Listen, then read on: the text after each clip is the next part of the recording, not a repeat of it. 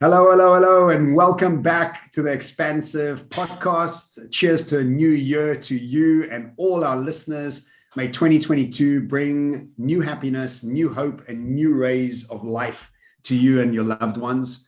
My name is John Sanei. I am one half of the Expansive podcast. I'm an author, a keynote speaker, and a future strategist, and I am always joined by my new Cape Townian podcast co-host, Erik Kruger, who's an executive coach, author, and speaker. Erik, how are you? And is this our first podcast with you settled in Cape Town? This is indeed our first podcast with me settled in Cape Town. And I'm still a little bit disappointed that we actually now so close together, but we're still recording on Zoom. It kind of feels a bit disjointed now. We had an excuse before being in Joburg, but now I don't know. Yeah. I don't know, but also the truth is I'm leaving in 2 weeks. So I don't know if it's like that's true. That we can set up. That's what it is. I think we would have made more permanent plans if I was going to be staying here. I think we need to meet so I can just hand you over the baton, the expansive baton for Cape Town. You take over. Yes, exactly. Well, we switched off our mics over the holidays for a bit, but we're back in action and we are close to our 100th episode, which is really exciting for Erik and I. We've been planning on this 100th episode for a while now, and we're nearly there. If you're joining us for the first time, we release new episodes every week. So smash the subscribe and follow button to join us on our journey as we dive deeper into what it means for individuals and organizations to approach the future with an expansive mind. And boy, oh boy, is 2022 going to be strange and expansive. I've been making videos and writing about the strangeness that we're going to be getting into. I think, and I want to make a call right now before we get into it, that this year we will have aliens land in the world. I've said this before, and I've been saying it's going to happen this year. That is very bold. That is bold. I saw your Instagram post. Yeah, little alien, and I was like, okay. I'm just planting the seed because I think what's going to happen is when they do arrive, it's going to freak everybody out. But I do think that it's getting closer and closer and closer. And if you think how the press is making it normal that there are UFOs, there's all these people coming out. So I think we've been prepared for engagement. And as you might know or might not know, I do listen to a lot of channel things, and a lot of it leads to this idea that we're going to have a consciousness awakening. And a big part of that consciousness awakening is actually realizing that there's intelligent life out there that we can engage with. So yes, it's bold and maybe a little bit way out there, but I'm going to stick to it. And in fact, yesterday, my friend Sean and I were looking at bets to take. And we realized that if we take $1,000 bet, we could be $1 billion rich, because the bets are, I think it's like 100,000 to 1 that aliens will land. So we're actually going to take a bet of $1,000. Really? Yeah. Where does that happen? Who makes these kind of bets? Like, where do you find this kind of... Yes, last night we were at dinner and we were Googling if aliens land, what bets can we take against it? And in fact, we read the website, and the website said alien invasion. So we're like, no, it's not going to be an invasion. It's going to be an engagement. That's a very different energy. No, we're not going to die. We're going to engage. And so, so look, when I'm a billionaire, once they've landed, then I'll be stopping this podcast. I'm just letting you know from now. But listen, but I feel anyway. if you're that confident, you need to stake more on that claim. I think $1,000 is it isn't really putting your money where your mouth is. Look, I wanted to go at $10,000, and then we did the numbers. 100,000 times 10,000. That's like $1 trillion. It's become some stupid number that I don't even think they have to pay us out. So we were like, before we make the bets, we must make sure that they have insurance money to make sure that they can pay us out, because the odds are ridiculous. 100,000 to 1, right? So anyway, that took a bit of a tangent. Good morning and welcome to the Expansive. So, any other bold predictions that we should know about? Look, that is the bold. I don't think there's much bolder than alien life coming in. What else are we going to talk about? Alien life is going to come down. We are going to meet people that I think will look quite human. I don't think they're going to look like aliens. I think they're going to look quite human. They're going to be humanoids. Will this be included in your trend report you're releasing later in the year?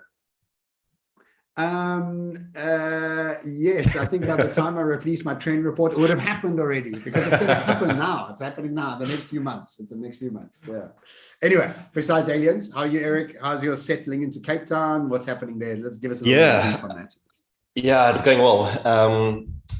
Obviously, I moved in December, like early December, which was a mission all on its own. Like things just ended up going all over the show. We were supposed to move in on the Thursday. We only got in on the Saturday. The moving company broke tons and tons of stuff. So like our first sort of our first move into the house wasn't all that great. But since then, it's been good. Been loving the Cape Town life. The pups have been loving the Cape Town life. We've been taking them to the ocean. We've been going to wine farms. Like it's just, what I'm actually really excited about at the moment is just to settle into routine, because moving into Cape Town over like holiday, you kind of start thinking this is life. Like I'm just going to go to wine farms every day. Like where does the work actually happen? So I think that's the thing you need to hand over to me. But there is no work. That's the thing. Is like in Cape Town, I was on the prom this morning with Sean. We got back at 9:30, which means we shower and get ready to start working at 10. Which means that, okay, that's cool. Then you work really hard till 3, and then you're messaging each other to say, let's go for a walk on the prom, should we go to the beach? Or that's Cape Town, bro. That's Cape Town. Welcome to it. Listen, so we're going through what Danica is calling the second settling. So we've done the initial settling, and now that we're into work mode, it's the second settling, making the house a bit more homely. You can see the walls in my study is quite barren still. Yeah. So, I think it's now just getting into the work routine, making the place a bit more homely, and then finding a routine. I'm looking forward to that. What's been happening on your side? You obviously looking forward to a big change that's happening quite soon. Yes, I mean, all good. Been a great December. Spent some time with my family, lots of friends, and really enjoyed it. Enjoyed not being online, enjoyed not working, enjoyed all of that sort of stuff. And 2 weeks' time, the move to Dubai happens, and so I'm really excited about that. And it looks like the borders are opening up now over the next week or so, which is quite a relief, because my lease here is up in the Jan. My new lease begins in Dubai, and if the borders are still closed, I would be homeless for a while. But that's all looking good. Lots of nice international bookings happening. It seems like everything's starting to pick up again. People are sick and tired of COVID overall. So really want to get life going. So really excited. I know you also have your book coming out. You have your leadership manual coming out. I've also got my book coming out. So lots of reading, lots of iterating, lots of researching still at the moment. So it looks like, I know we didn't plan it like this, but it looks like our books are actually going to be coming out similar times, Erik. So I think, I haven't spoken to you about this. April, May, it's just how it's worked out. It's how my publisher has worked it out. So I think we could be some joint launches. I think that would be a good thing, actually. Phenomenal. Dude, I think 2022 is going to be a big year. I was reading this morning, I saw this Bloomberg thing that said some European countries are now starting to consider COVID as the flu, or they're thinking about classifying it as a flu. So I really think this is the year, hopefully, that things start accelerating again. And what people shouldn't confuse, though, is when I say accelerating, I don't mean we're accelerating linearly, or we're accelerating without challenge or without chaos. We're accelerating in the presence of it. Like that isn't going away, that isn't changing. So, but I do think, glad you said that, because I think the word of the year that I have requires us to understand the incredible complexity that we're going into. Like incredible complexity, to the point that we don't quite understand the complexity and nothing we've ever experienced before as the world breaks down. So, this is our annual, now become our annual. I think it's our third podcast around the word of the year and the phrase of the year, the motto of the year, the theme of the year.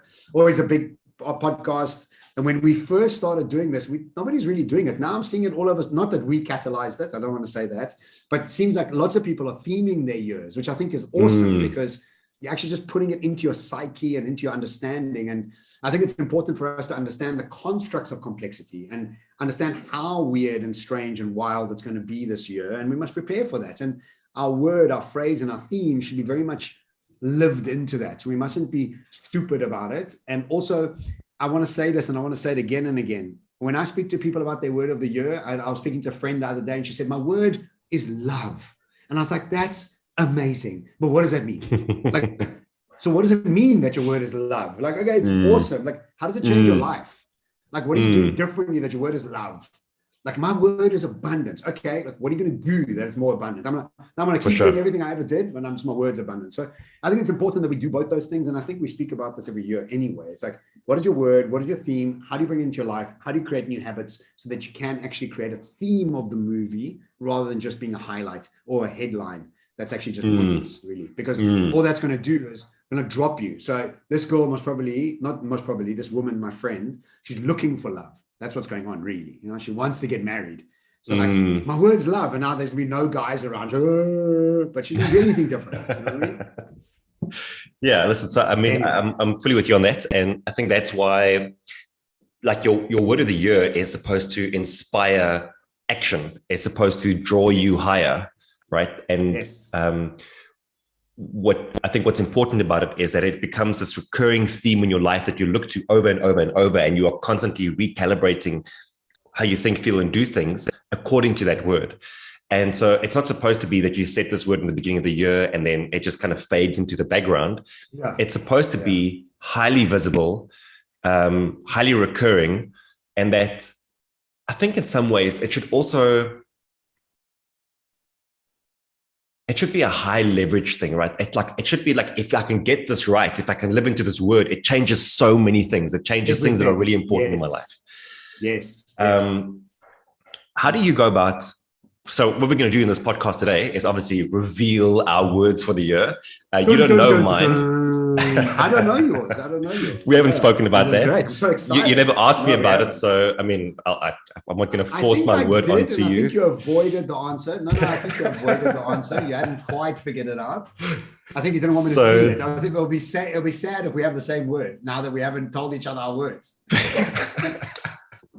Listen, let's see how it goes. So we're going to reveal our words. What's also cool is that we've asked some of our listeners to send us their words as well. So that'll be included in the podcast too.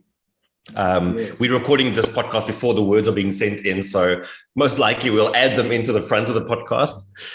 Yes. I'm excited for that. I'm excited to hear what people have said about what are their words for the year. We've already received about 5 people submitting their words. Oh, have you? Okay. Yeah. And before we get to that, before we ask you for your big reveal, on Instagram this morning to link. Yes. Oh, is that what you were saying? Oh, because I didn't understand what you meant. Oh, got it. Okay, got it. Thank you. Before we reveal the word, I'd like to know, how do you go about finding your word? Like, what is the process that you go through? I don't think there's one set process, Erik. It's like what I'm reading.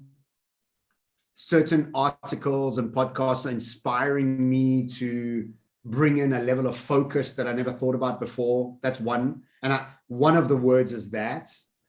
And then people around me are inspiring me to think and create behaviors that I'm inspired by my friends. And so I've actually got 2 words. One of them was brought about by an article I read that really inspired me. I think I sent you the article, actually. I actually sent you the article around it.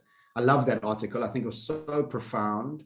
And then the second word that I've chosen is really just from the actions of my friends out there and understanding the exponentiality of the world that we're moving into and how we need to think differently within an exponential world rather than a linear world.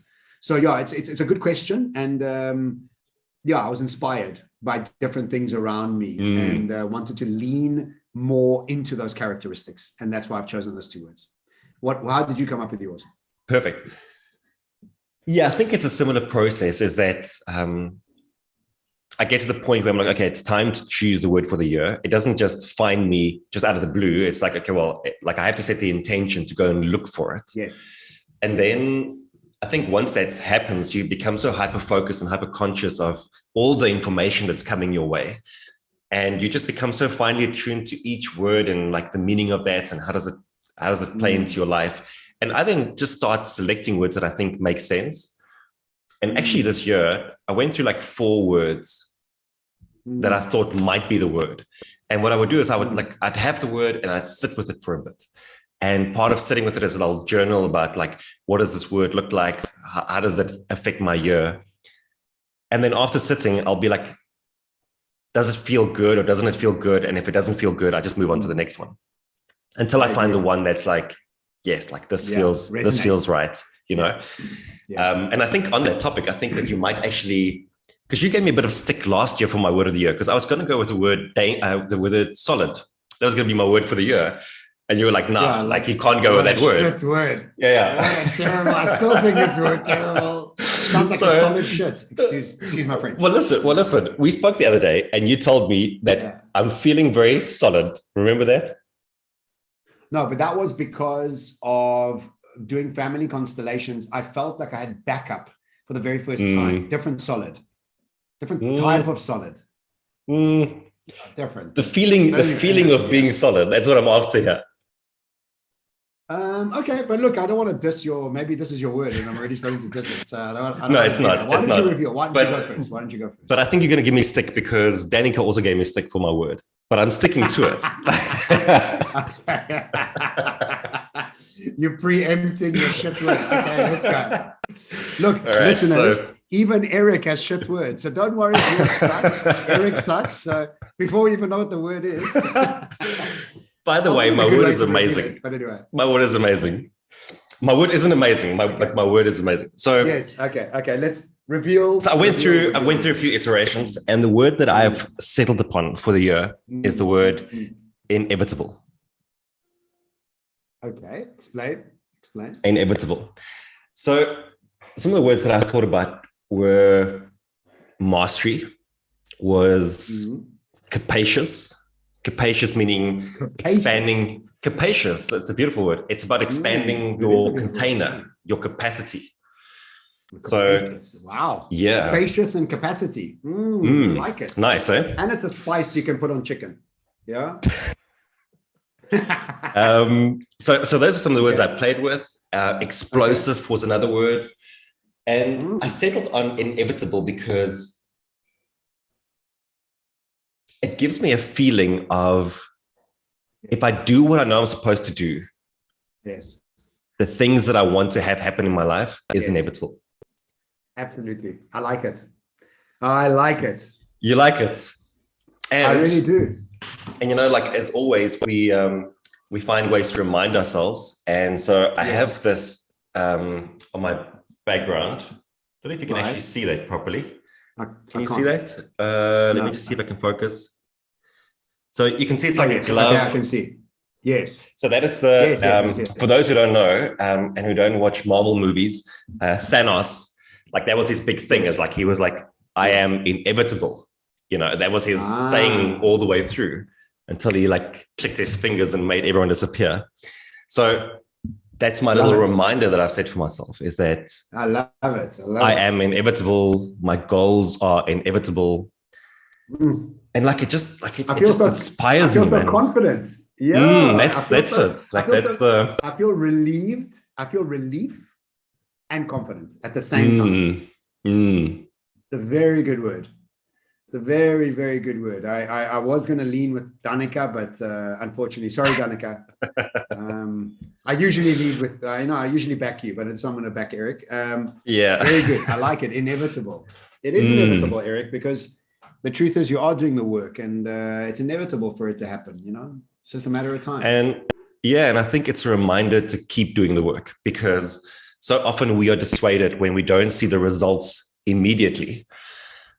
But we know that it's a function of accretion, of compounding, of making sure that you are collecting the right kind of actions, making the right changes in perspective.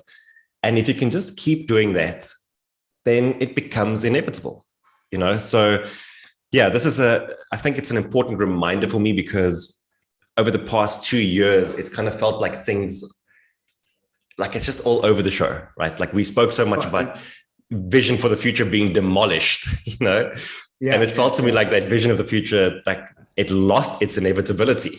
It was like the only inevitability was chaos. Nothing. Chaos. Exactly. Yeah. And so I wanted to shift my focus this year to the inevitability of the future that I want to create. Sure. Wonderful, wise, beautiful, well thought through. Congratulations. I can't diss you. I wish I could. It would be much more fun to diss you, but I want to congratulate you. Let me ask you one question on that. Yes. How does it change? Because your word last year was relaxed focus. And I love that once or twice we were having discussions, and I was like, but hang on a second, you're not playing into your word. And it changed your behavior and your patience levels in what you were trying to achieve. How would you allow and use the word inevitable to change your behavior this year? Well, I think just as a starting point, the feelings that you were feeling right now, as I was describing that to you, is what it gives me as well. And I think that's such a great place to be operating from. It's from this place of confidence and certainty that what I'm doing matters and it's going to help me in the long run. So I think that already, like, just it grounds me and it centers me in how I'm showing up. And especially around the confidence part of it, like, you're right. Like, I have been doing the work now for many years and work at many different levels, work at the level of self and personal growth, work at the level of skill, being a better speaker, a clearer thinker. So like it's stepping into and embracing that. And then I think it's also just knowing that there's a clear path forward. And that's part of why I can say that there's an inevitability towards it, because I know where I want to go. And so it keeps aligning me back to like, this is the path, and just stick to it. So I think that's how it impacts me. Look, I mean, ultimately, it's a sense of patience and maturity when you know things are inevitable. The impatience and immaturity comes in the timing of these things. And we often, and we get caught up in being impatient. We're like, shit, it's not happening like I want it to, or it should do. And so the inevitability is almost a very wise, very calm, very patient, skill developing characteristic. You're like, I'm just gonna carry on chiseling away and it will come, just a matter of time. Actually, it's not a matter of time. It's a matter of alignment. That's a difference. Time says it has to take long. Alignment is, how do I get myself into the state of consciousness and vibration and resonance with what it is that I want to be building? Very well said. Very good. Cool. Very good. So, drum roll. Wow. Okay, good. Okay, so very good. I really like yours, Erik. I mean, I think it's your best word yet. Eh? Thank you. So mine are two words that are quite they're not really connected, but they are kind of connected. And let me explain where and how I came up with them. Is the article I read, the one I sent to you about predictions for 2022. One of the things she says in that article is, and she uses the word simplification. And I love this word. It resonated with me immediately. And I think that the incredible levels of complexity that we're going to, the incredible levels of shock and awe that we're going to have this year, because I think economies are going to tumble. We're already seeing Turkey tumbling. We're seeing so many of these countries just one after the other tumble and take on Bitcoin. And, in the next 10 years, El Salvador is going to be the richest country per capita, because of how early they've been to get into this Bitcoin standard. We're starting to see city coins emerge, where Miami is now funding itself because of its own decentralized. I mean, just like the power structures are changing. I mean, it's just so deep how it's going to change our society. And I don't think many people realize that. And the very, very important thing to do with so much complexity happening, so much societal change and unrest happening, is to simplify. Simplify your needs, your wants, your attachments, your identity of who you were, your expectations. And in every level, simplify, so that you are as pure and as clean to deal with complexity, so that there's no hooks to want to hook into you through your expectations and old ideas, so that you are totally enthralled by this new stuff that's coming, rather than being upset by it or shocked by it or any of those sort of things, right? So my first word is simplicity. And both in emotional states, where I've been doing a lot of family constellations, a lot of meditation, where I'm really simplifying my needs and wants by healing old traumas and healing old patterns. And so emotionally, I'm simplifying. Now, obviously, the last few years, I've simplified my life so much because of being nomadic. I want to take that even further. And I'm actually really excited to leave Cape Town because of my ability to now pack again more simply, to take even less stuff with me. And so that's really exciting for me, because I have a different approach to that, So Also friendships, I've had a lot of change inside my inner circle and simplifying of who I want to hang with and who I don't want to hang with. Even the simplification of friendships, the simplification of business partnerships, all of that is becoming very, very clear to me that in order to prepare for complexity and chaos, you need to be light and you need to be optimistic in your viewpoint. And the best way to do that is to simplify emotions, mental and physical stuff. So that's my first word. Any comments? I love it. And it makes total sense for me based on the journey that you've been on. Because I also think that it's so easy for us to start thinking that we have to meet complexity with more complexity. And recently in our interactions, actually, like when we've been speaking, it's something that I've been picking up with you as an underlying aura or radiance, is that it just seems easy. It seems stripped down. That's the word. It seems stripped down. It doesn't seem like there are like all these additional and unnecessary attachments or thinking patterns that are emanating from you. It's just like, it's simple. Thank you. Yeah. Thank you. I think there's lots to be said for simplicity being a characteristic of wisdom. And that's the biggest thing for me, is that how much less do I need and how much more can I have? You know what I mean? It's like, I don't need a lot and I don't want to need a lot. And I actually I revel in the fact that I need so little. I revel in that fact, so that's a big one for me. So yes, okay. Thank you. So that's my first word. Good. Now, and my second word is inspired by my friends that have tapped into Web 3.0 already. And you got to understand that the world we come from has created this idea that hard work equals money, that every input requires an output. It's quite Newtonian in its understanding of reality. And work-wise, job-wise, career-wise, we have always been taught that you must work hard, put in to take out. When you think about Web 3.0, you think about crypto and you think about decentralized organizations, you think about blockchain, those rules do not live in that world. There's exponentiality in that world. And exponentiality doesn't live in linear worlds. It lives in exponential worlds. They're very different in their understanding.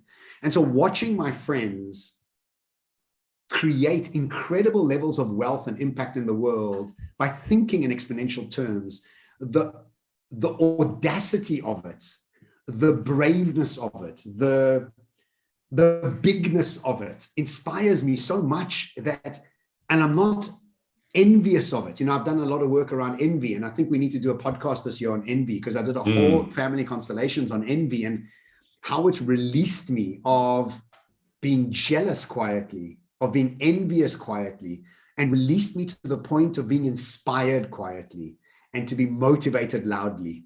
And it's changed my learning ability.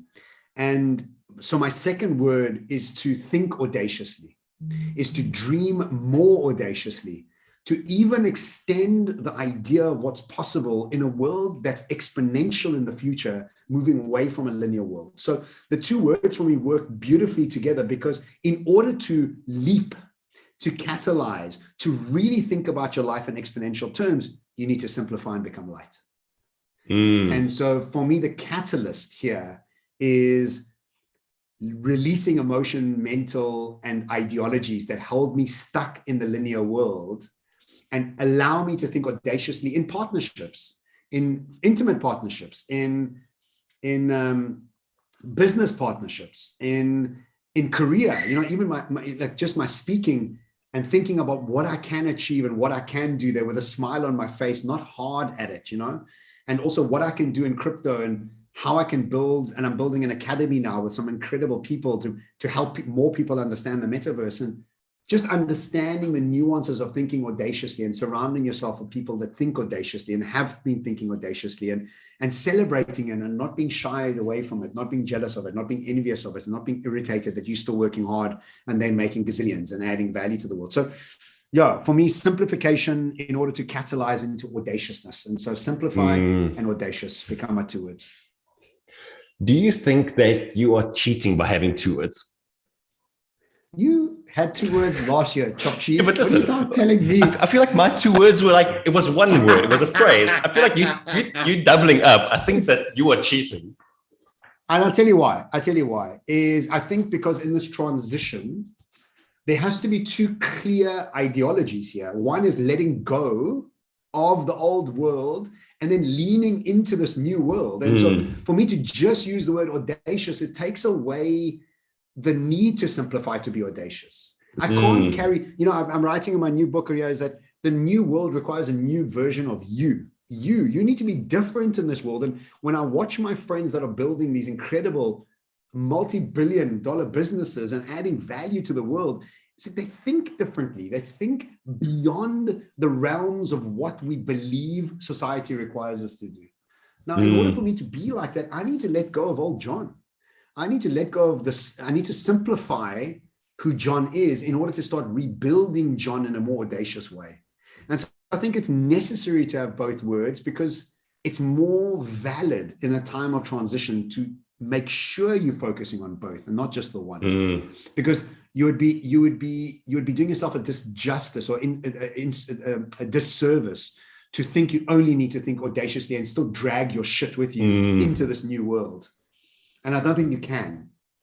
So I think it needs to be both. So yes, I am cheating, but last time I checked, this is our podcast and we can make the rules. So I don't know what do I want to say. Yeah, listen, no, I love it. And I think they are complementary, definitely. And the way that you explain it and the combination actually makes a lot of sense. So yeah, I like it. I think it's gonna, kudos to you for like in your old age being able to reshuffle like this and adopt a new identity. So look, 46 and a half. I got a 3.5 years to hit 50. And let me tell you something. I'm so excited for it. I'm not. You laugh. I went on a date a few weeks ago, and the woman I was with on a date, she's in her 30s, and she called me an old man. But she called me an old man 2 or 3 times. I was like, hold on a second. Hold on. Can we just hold here? I don't feel old, and I don't take offense by it because it doesn't resonate with me that I don't think I'm old. So even in your jest and joke, I don't take offense because I'm not like, I don't know what you're talking about. I'm like, the young is getting younger and better. As I'm getting older. Listen, did you see that there was this meme about the new Sex and the City is out now, so it's called Just Like That. That's the Sex and the City version, the newest one. It's now them in their like middle ages or whatever. And then they showed a picture of the Golden Girls. Like I remember the Golden Girls. My mom always used to watch it, and they showed a picture of the two side by side when they are essentially at the same age. And then like you look at how the Golden Girls were portrayed and they had all these like curlers in their hairs and like old school dresses. And you look at these women and they're like middle age, but they look like, modern and like looked after and kept. And it shows you how our perception of age has changed over the years. So much. Yeah. I also think that, if you think about it, 40 or 50 was like midlife. It's now third of the life. We're going to 120 or 150. So like to play into age now when we've got so much ahead of us, it's a non-subject for me. I don't even think about it. Listen, I'm obviously just yanking you, but I know. When you look at research, I think this is one of the biggest challenges, right? Is that, this is one other podcast, that the older we get, the harder it is to change. That's just the reality. And I think that's why people are in a very, very tough spot moving forward. But that's a podcast for another day.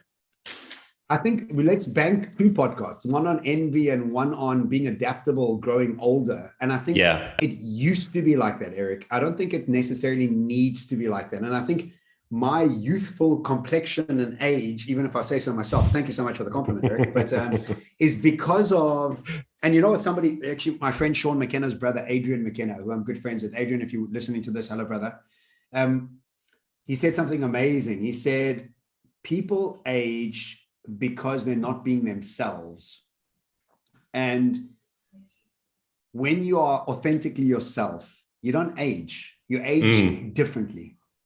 And it's when you're trying to play a role of somebody else, when you've got trauma that you haven't dealt with, and especially post 40, when your soul comes a knocking and asks you who you are and what you're doing here, and you can't answer it properly, that's when you are aging in a bad way. And so for me, it's about how authentic, sincere, and deeply connected can you be to your purpose and who you are. Then your aging process changes. It's a totally different, it's actually the secret to anti-aging is how much more of you can you become, and in that space you don't age. So we'll bank that for another episode. Dude, listen, yes. It's great to be back on air with you. It's great to be having these conversations again, to banter a bit, to just explore these topics that I think are so relevant and so important for us as we move into the world of complexity and chaos. And we know that, we're very much aligned in the work that we do, that we are consistently trying to help leaders and teams and organizations to shift their inner world so they can shift their outer world. That's what it comes down to. And I think you articulated that beautifully a bit earlier. So yeah, it's great to be back. I look forward to an incredible year. If all goes well, there'll be an expansive book out later in the year. So we're both doing 2 books this year. And apart from that, just expect a lot of banter, a lot of interesting topics. You heard it first on the Expansive podcast that aliens are landing. So aliens are landing, they're coming. And I don't like people to say, I told you so. So I'm not going to be one of them when they do land, okay? We're just going to act like it just was normal, right? It was just normal. Typically, our podcast on 40 minutes long. So in the future, it'll be much shorter again. But John, dude, great to be back with you. Thank you, Erik. I'm also, and also great to be back with you. And thank you, everybody, for tuning into the Expansive podcast. If you enjoyed it, please share it with a friend or with your team. If you really enjoyed it, then please head over to iTunes and Spotify now, because they've now added that as a feature to leave us a review. They really do help us.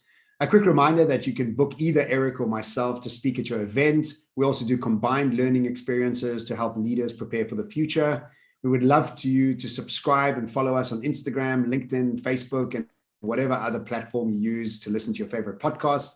We'll make sure to update you as soon as new episodes are available. To an epic 2022. Until next week, ciao. Goodbye.